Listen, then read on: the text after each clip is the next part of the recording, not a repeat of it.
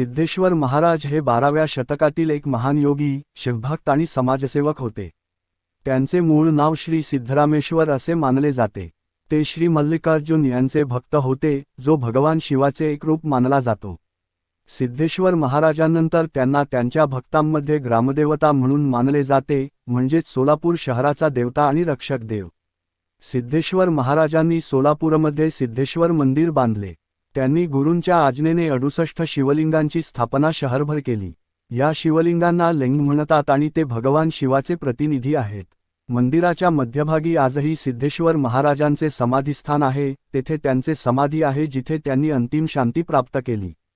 महाराजांनी समाजातील पाण्याची समस्या पाहून तळे बनवले, तसेच तलावांची कामात लोकांना एकत्र काम करण्यास प्रवृत्त केले. यामुळे सोलापूरचा आबाद आणि समृद्ध शहर म्हणून विकास झाला, म्हणून ते इथे ग्रामदेवता म्हणून पूजले जातात.